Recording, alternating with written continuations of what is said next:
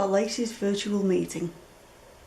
When the world is normal, those of you who can attend our meetings in person will know that one of the first things that you see when you walk into our hall is a table full of tea, coffee and biscuits. And both drinks are in fact incredibly popular in modern Britain. The website tea.co.uk suggests that about 100 million cups of tea and roughly 70 million cups of coffee are drunk every single day, including this one. According to the results of a survey published in the Grocer magazine in September 2019, 72% of the UK has at least one cup of tea every single day, and 13% of us have 6 or more.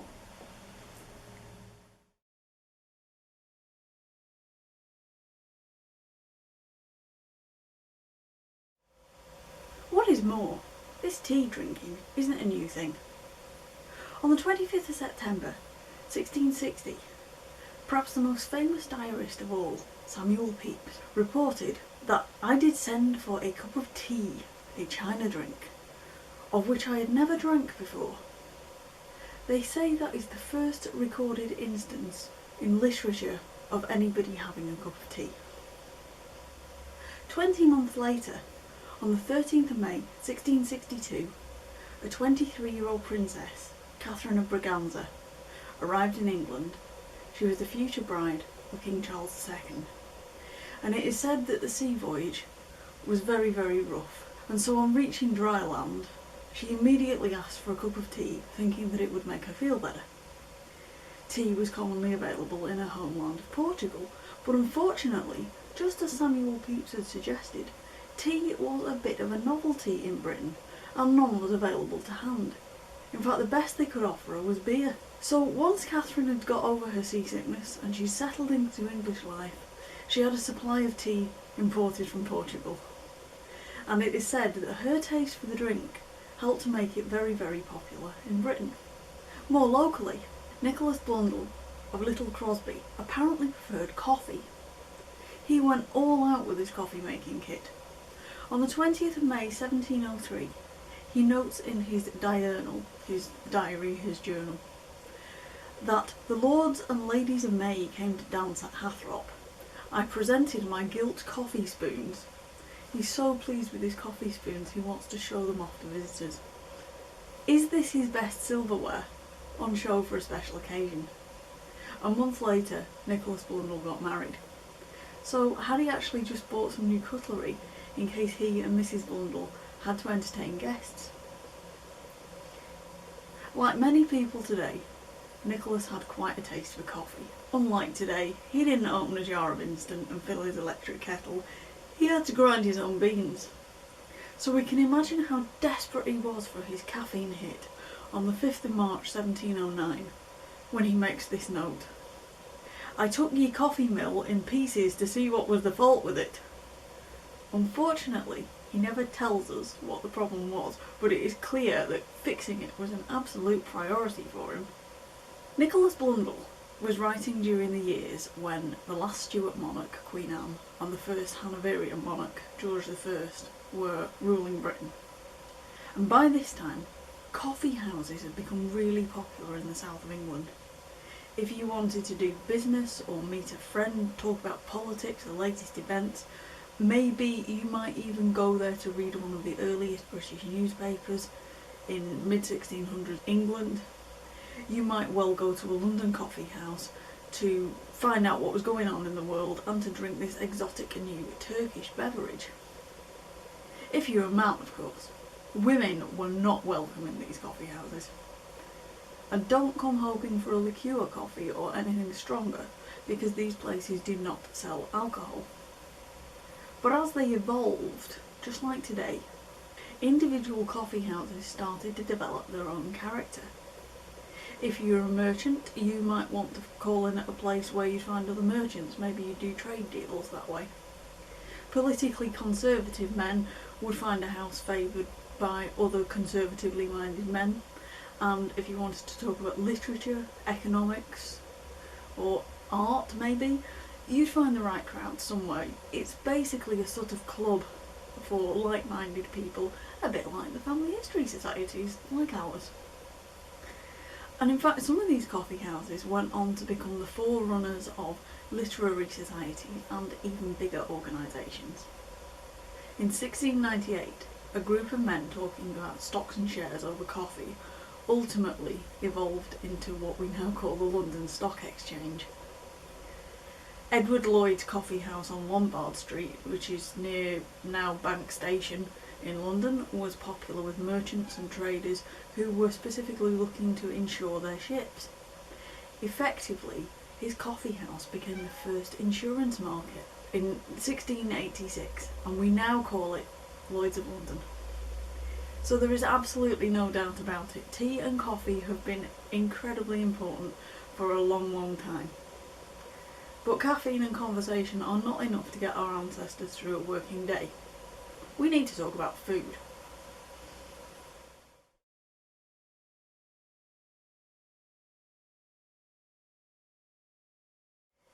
There are 16 townships on the Ormskirk and District Family History Society map, and the surviving church registers for at least 2 of them date back at least as far as the Tudor period.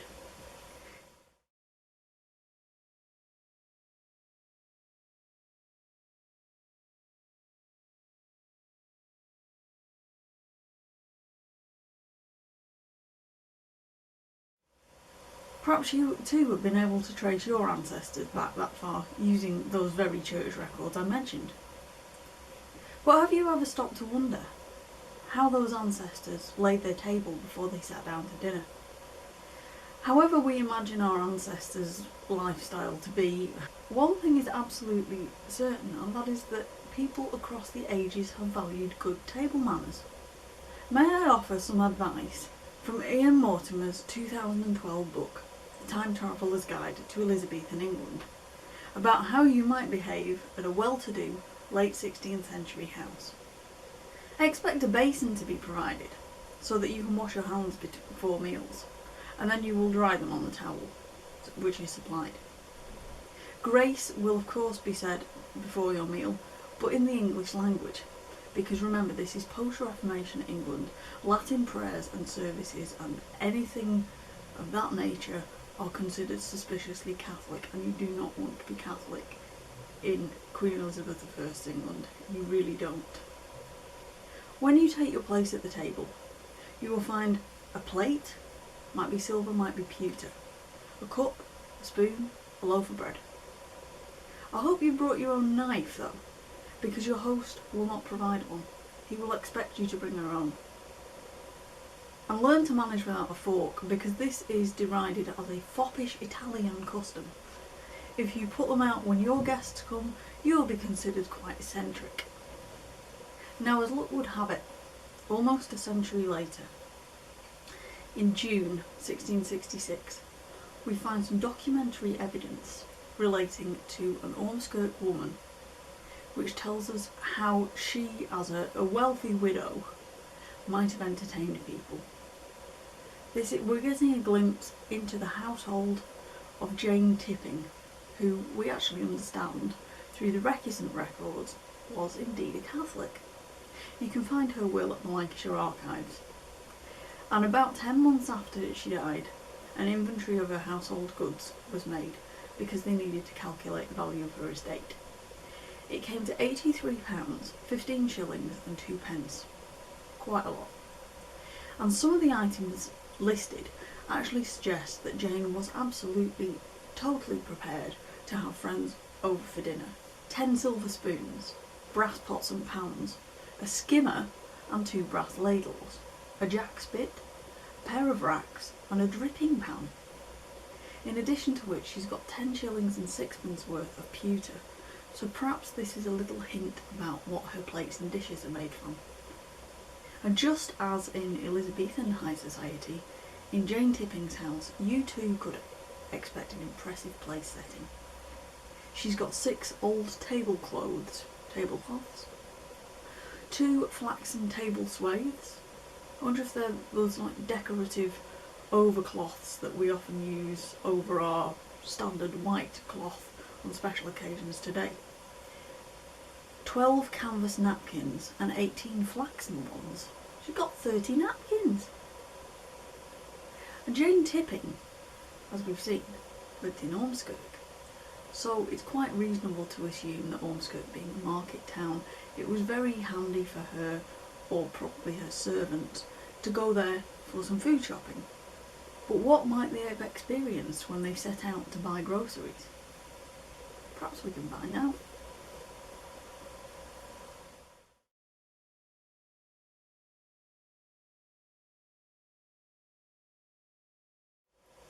Now I think you will know, if you've been interested in our society or a member of our society for any length of time, that 2020 is a big year for us. It's our 40th anniversary.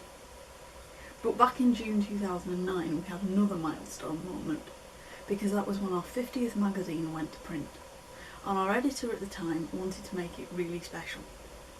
And so she found a fascinating mixture of historical information and all put together in this magazine, and it created something that I actually still use for reference today because there is so much information in it. And the contents include the order book for Ormskirk, which covered 1613 to 1721, so just around the time that we're looking at in relation to Jane Tipping there. There were certain rules in Ormskirk that governed how shopkeepers and markets were allowed to operate. Ormskirk as a town was granted a market charter in 1286, so it's no surprise that some of the regulations in this order book actually cover the sale of food and market stalls, and there's also a very early attempt to lay down some rules about what we would call food hygiene today. Let's have a look at them. No butcher or butchers within this manor of Ormskirk, nor any other that shall come to sell or proffer to be sold any flesh or other victuals, shall discommand or misreport as they have formerly done. If they did, is a 12d fine. That's a bit vague, I think. It sounds to me like perhaps some of the butchers have been trying to pass off one sort of meat as another. Are they saying that mutton is lamb, or maybe they're claiming that horse is beef? Is that the misreporting and misrepresentation that they're talking about? And very similarly, the second rule from the market clerks was that no butcher within this manor, nor any butcher resorting to this market, again you're getting the feeling that people are travelling to Ormskirk market in order to sell their wares, to sell any flesh or nor victualling, shall bring any mutton or lamb to be sold, but that they shall have and bring the skin of said muttons or lambs with them, upon pain to forfeit for every time he maketh default 3 shillings and 4d. Again, that's a bit complicated because of the wording, but essentially I think that's a basic early form of food traceability. The local lawmakers want to know that what you are saying is sheep or mutton or beef actually is sheep or mutton or beef. They want to know where this meat has come from, to the point where if you are selling a lamb or mutton, you've got to bring the sheep's fleece with you to display on your market stall to show that yes indeed this meat has come from a sheep. The Lancashire Archives online catalogue tells us that in February 1696 Henry Blundell of Blundell leased a house on Orton Street to Simon Smith, a butcher of Ormskirk, for the life of himself, his wife Anne and their son Thomas. Prior to this, the house had been rented by Simon's deceased father, Thomas Sr. But what is interesting in the context of this talk is that Simon was a butcher, so his working life would have been governed by those very rules that I've just been talking about.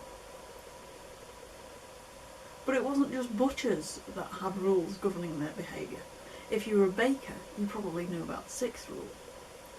No inhabitant within this manor, nor any person, shall set any whisket, is that like a basket, or other vessel, before they come with all their bread that they shall bring to sell, and not to depart from thence till they take the same away or have sold their bread.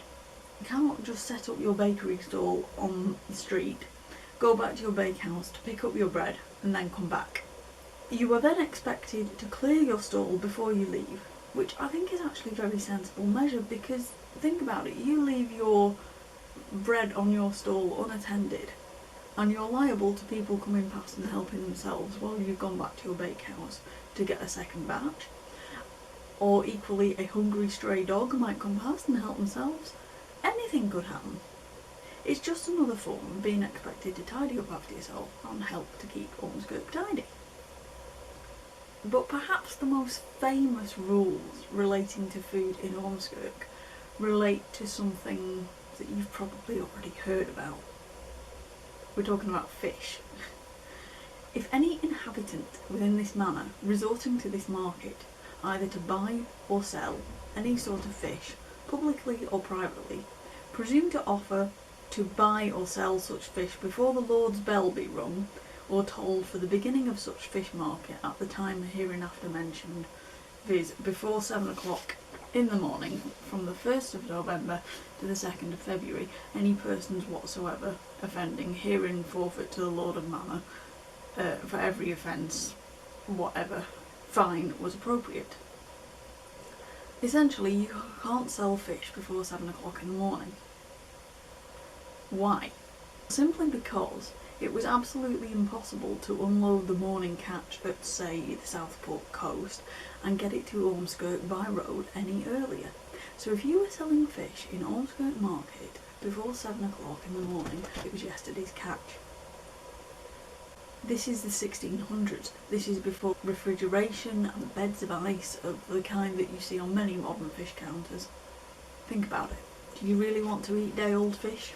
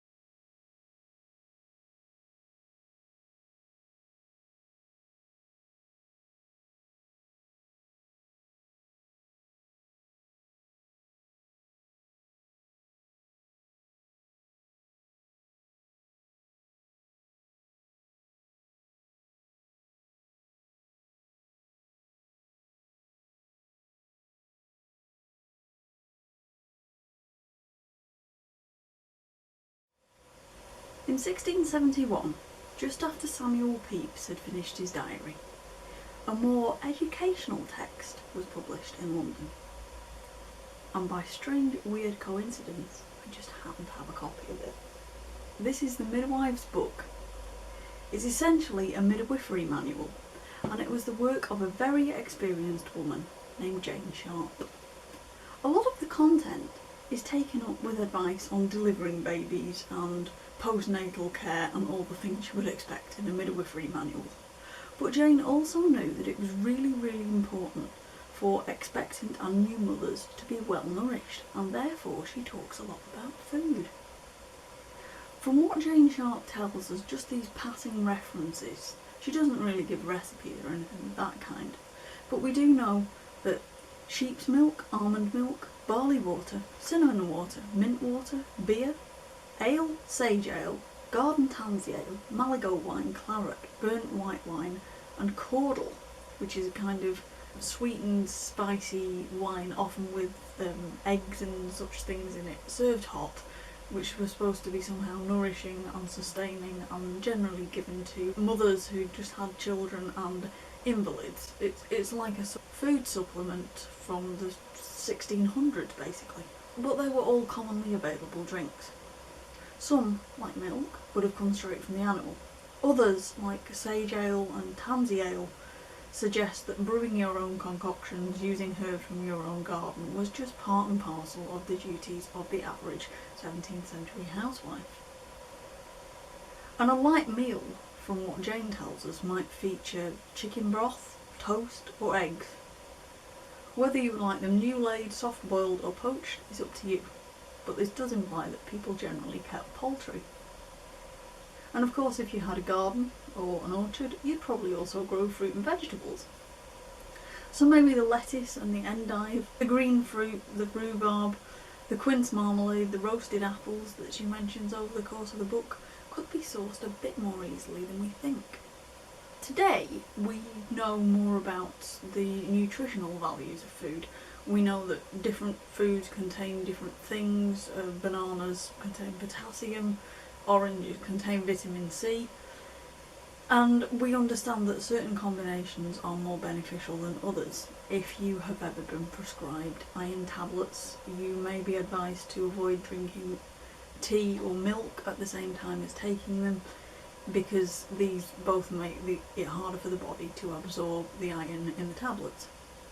But you may all equally be encouraged to eat or drink something rich in vitamin C, which is supposed to help you get more iron out of the supplements, so they say. Now, Jane Sharp, of course, could not have known this. Science was not so advanced then. But she did live in a time when doctors believed that the body contained 4 humours, which are blood, phlegm, yellow bile and black bile. If any of them just get a bit out of balance, then that is why you would become ill. And Jane actually seems to agree with this theory. If your internal organs are too hot, she advises eating cooling foods such as lettuce. But for all we know, even if the residents of 17th century Ormskirk were not able to read this book that Jane Sharp had had published in London, they may well have believed some of these things themselves.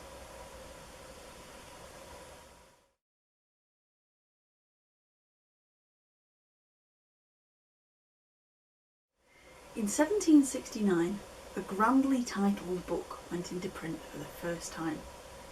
By 1786, it was in its 10th edition, and believe it or not, you can still read a copy on the internet today. Why was it so popular? Elizabeth Whittaker was born in Doncaster, Yorkshire, in 1733, and she would later go into service at Arley Hall in Cheshire. That's quite a distance. But she left service at Arley Hall after she married the head gardener, John Raffald. They were married in 1763, and 6 years later, she decided she was going to publish something really practical, drawing on her experience that she'd gained in domestic service.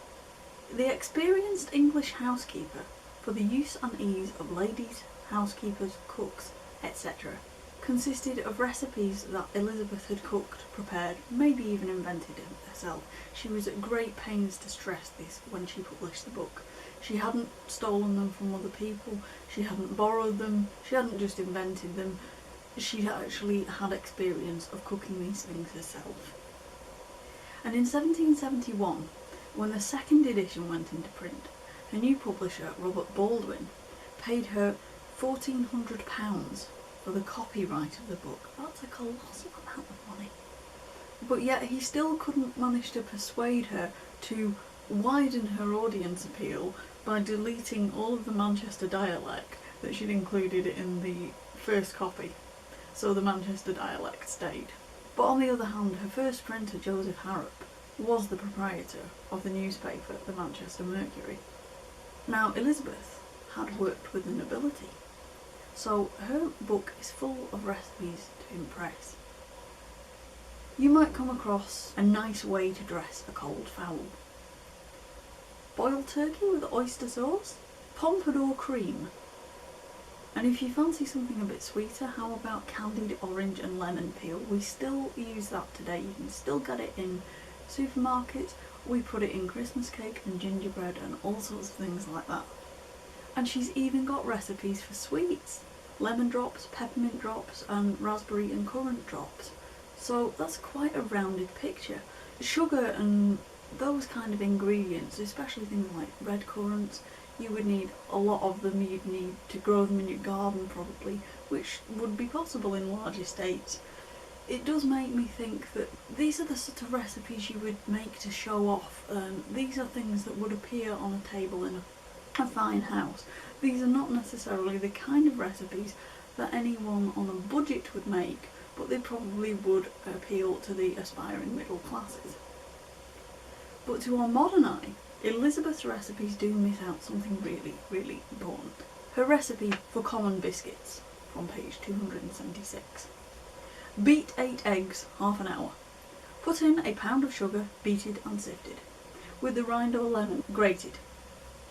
Whisk it an hour till it looks light. Then put in a pound of flour with a little rose water and bake them in tins or on papers with sugar over them. Here I make 2 comments. What temperature should the oven be? And don't you feel sorry for the poor individual who had to whisk biscuit dough for an hour and a half? I have never whisked biscuit dough. It's more like a pastry, as we understand it today. But that gives you a little bit of insight into 1760s, 1780s cookery.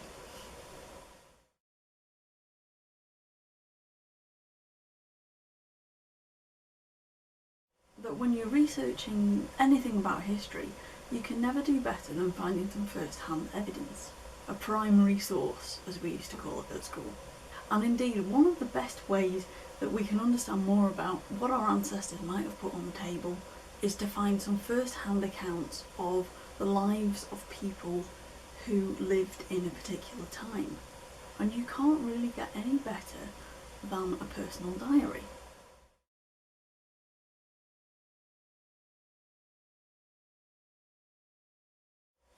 Nicholas Blundell of Little Crosby, he of the broken coffee mill, kept his diary, or his diurnal, in the early 1700s. And almost 100 years later, an almost constant stream of letters was exchanged between a certain Miss Cassandra Austen and her little sister Jane, who you may have heard of. Both Nicholas and Jane offer some amazing insights into the link between food and socialising and general domestic life, because food does not exist in a vacuum. And it makes you think that actually we're not doing anything so different today in our modern lives. So what does Nicholas tell us? He doesn't talk a great deal about food, but what he does say is interesting. It's quite clear that he habitually obtained food from his own land. He says that he gathered gooseberries in the garden with Mrs. Errington. Presumably Mrs. Errington is a friend, and we can guess that he has got a garden that is big enough to hold a few gooseberry bushes. He grows his own fruit, he probably grows his own vegetables as well, but it's a nice sort of summer hobby, probably something pleasant to do in the garden on a summer's day. I sent 400 or 500 eggs to be sold in Newmarket at Liverpool. I think they were all sold by 2 of my maids. 400 or 500 eggs. They say one hen lays 1 egg every day. So between them, Nicholas and I hope his tenants too, must have had 400 or 500 chickens. Either that or Nicholas Blundell has got an awful lot of chickens and an awful lot of hen houses on his property. And what is really nice is that when the diurnal actually comes to an end in 1728, when he is 59 years old, so he's not old by our standards, the very last thing that he actually mentions is to do with food, and he sets some kidney beans in the hotbed in order to raise them early. He's thinking ahead to the early summer harvest. He's trying to grow beans in his garden. He understands how fruit and veg is grown, which it just shows you how at one with gardening and the natural world, even somebody as grand and important as Nicholas Blundell really was, because he was quite a wealthy gentleman, a Catholic gentleman too. But we don't just eat to live. We often, in these days, in normal times, would go out for, say, a birthday, perhaps just to meet a friend. We would have a meal, we might meet for coffee, we might have an afternoon tea.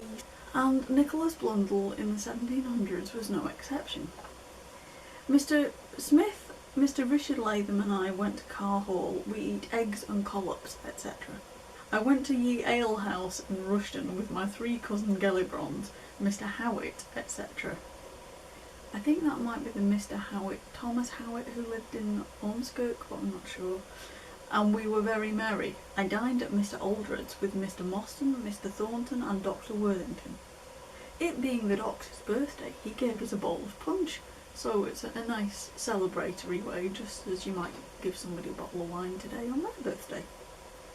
But we also know from the diary that Nicholas employs people to get specific kinds of sustenance from his land, or perhaps I should say his animals. He notes that Elizabeth Sumner, my dairymaid, left my service and was succeeded by Mary Formby. So dairy produce and getting the milk and the cheese is so important that he even records the name of his departing dairymaid and his incoming dairymaid. Now, we often think that our ancestors probably ate seasonally. It still seems very, very weird to me to eat strawberries in, say, March or even January, because to me strawberry season is June and July. We often think, that our ancestors must have been limited to eating certain foods at certain times of the year. You would not, for instance, expect to eat an apple in March if you're not getting a harvest until August, September, October. Or would you? Well, I think I may have found in Nicholas Blundell's diary some evidence of how he managed to preserve his apples for quite a surprising amount of time after they would have been harvested. The 22nd of March 1703, so these apples could be 4, 5, 6 months old.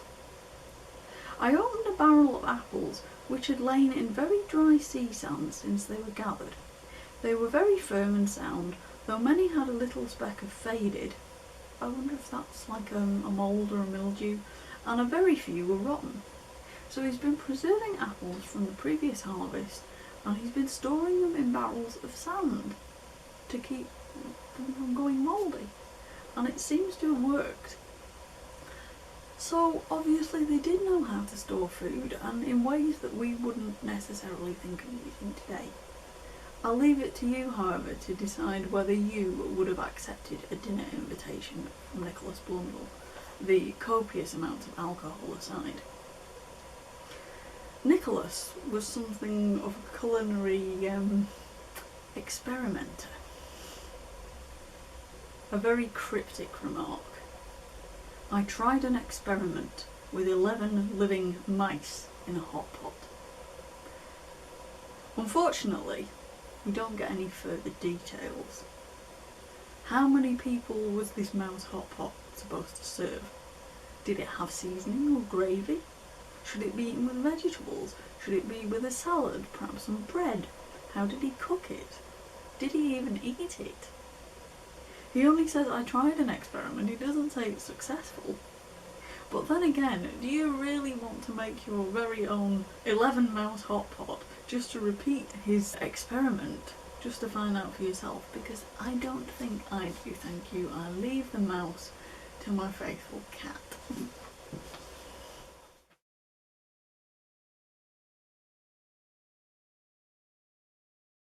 Now, what do we think of when we think of Jane Austen? Empire waistline dresses and people getting all in a froth about how many thousands of pounds a year and the gentleman had, and probably a fair bit of that interesting dancing known as the English country dance. But Jane Austen did not just write novels. She wrote an awful lot of letters. She actually wrote to her sister Cassandra pretty much every day, every other day, perhaps every week at the most, when they were separated. Neither of them married. Cassandra survived Jane by quite a long time, but they kept up an absolutely regular correspondence. And when we think of Jane Austen, a lot of us think of her as a close observer of characters and social situations, possibly peppered with a little light humour. So it doesn't surprise me that somebody who could create characters and make such subtle observations through dialogue and general literary remarks was interested in the tiniest of details about people in real life. In writing a letter, she happens to mention a Miss Fletcher, who she says drinks no cream in her tea. Even the slightest detail about somebody. And she also makes some really interesting observations about the passing of the seasons, simply by talking about food, or more precisely, when she was eating it. Daily routine changes, we are all aware, especially at this time of year. It is November. In Britain and in other places, we have just moved the clocks backwards an hour, so the days are getting shorter. Dark is coming earlier in the day. And although I don't think they have changed to daylight saving time in Jane Austen's time, they were aware of the longer nights in the winter. She's talking about dinner at the Bull and George, an inn at Dartford in Kent. Dinner is a little after 5. She had some beef steaks and a boiled fowl, but no oyster sauce. There's that oyster sauce again. 6 or 7 weeks on. We dine now at 3:30. Dinner has come an hour and a half earlier, and have done dinner, I suppose, before you begin. We drink tea at 6:30. I think that probably having dinner earlier just to take advantage of the daylight is December. It's going dark so much earlier.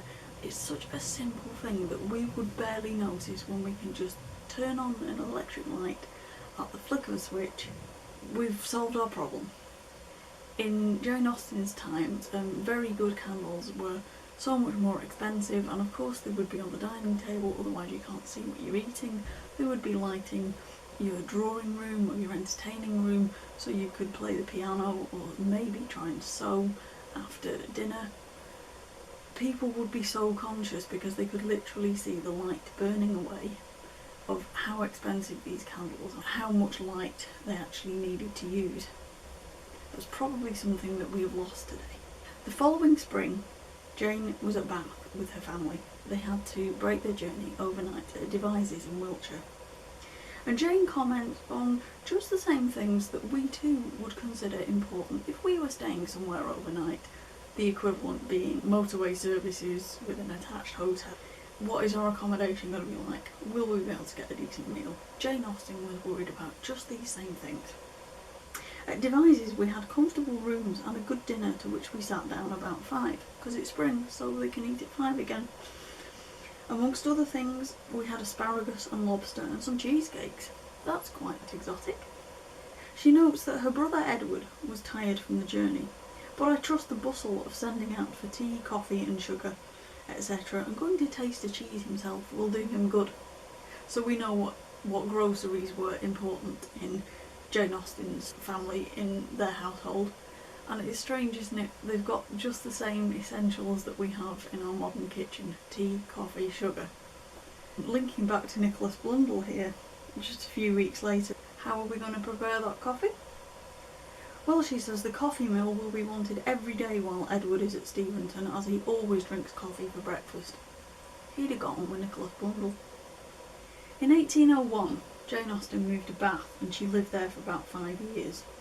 And although her father, a retired clergyman, wasn't especially well off, and their address was in a more modest part of the city, there were quite a lot of very elite places to live in Bath.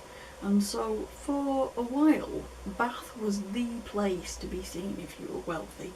They would come there to attend balls and card parties and all other exciting things.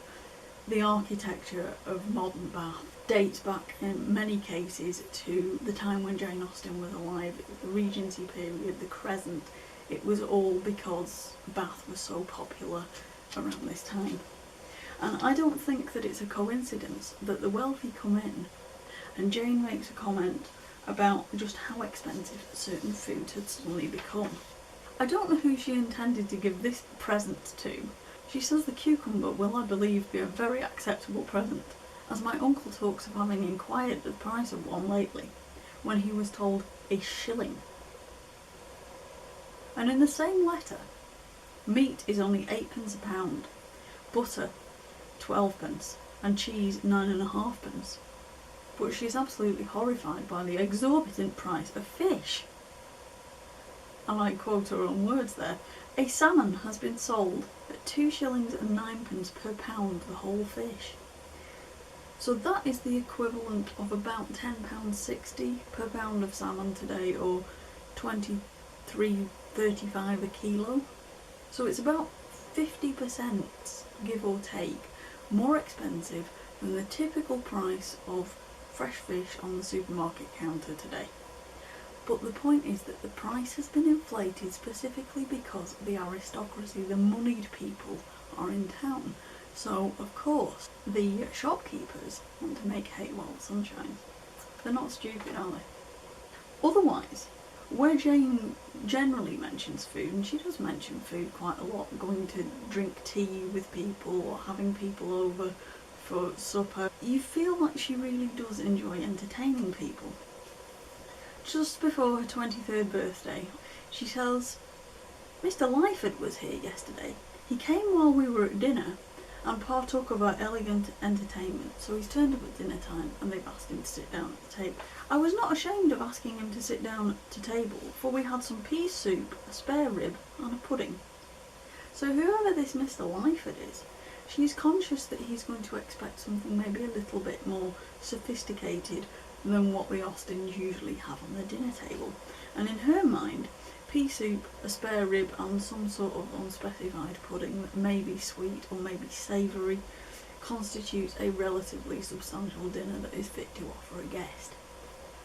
She recounts how her niece Anna had a delightful evening with Miss Middleton's.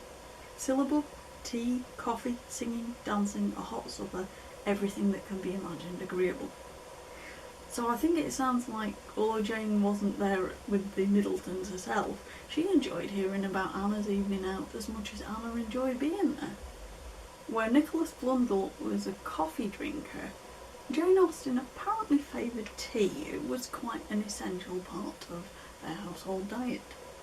On the 6th of March 1814, when she would be about 38 years old, she writes to her sister Cassandra. She says, I am sorry to hear that there has been a rise in tea. I do not mean to pay Twining, that is the Twining I think, who are still going and still making tea today, till later in the day when we may order a fresh supply. So tea is very, very important, but she's also very conscious of the price. So we can infer from that that Jane Austen and her mum and her sister have got a household budget that they need to keep to. So whatever your favourite brand, if you are an avid tea drinker, perhaps you too can take comfort in knowing that you've got something in common with one of England's best known female authors.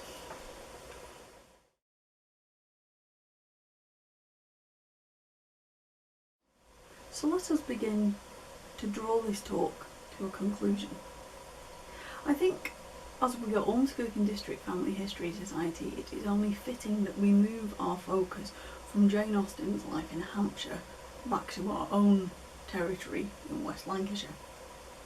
Jane Austen died in July 1817, so there is just a chance that she may have been aware of the completion of the Leeds-Liverpool Canal, which was opened in October 1816, many, many miles away in the north, in our part of the world.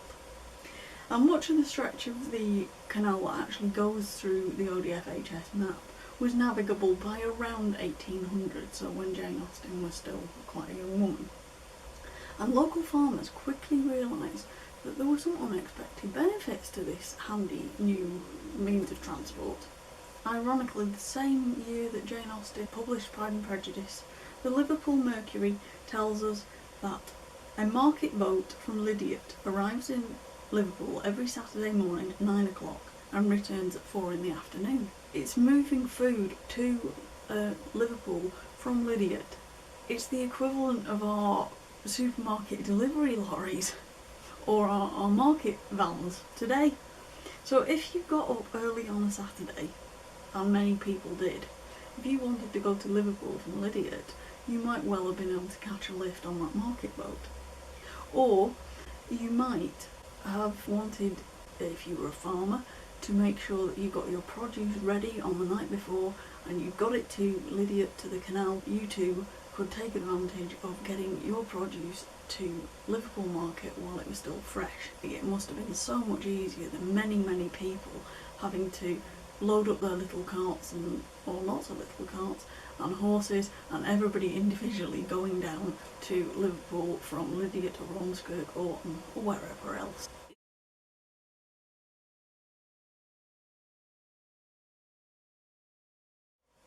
Food is such a big subject, isn't it? There is so much that I could talk about on the subject of our ancestors' diet. But I haven't even got onto such essentials as flour and bread and beer we have skimmed over, dairy we have touched upon. There's wartime rationing, there's church decreed meat and non-meat days. There's an entire topic covering the 19th century when there were laws being passed to try to stop shopkeepers and grocers adulterating their food with inedible and even toxic substances.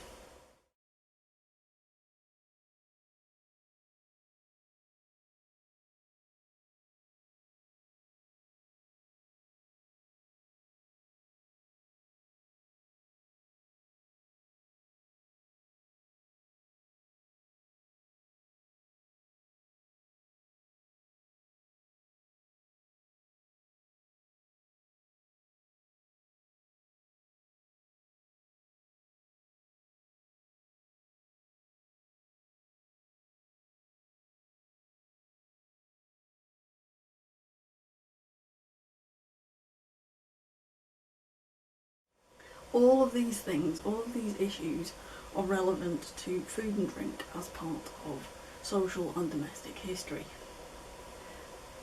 And what I have noticed when putting this talk together is that very thing.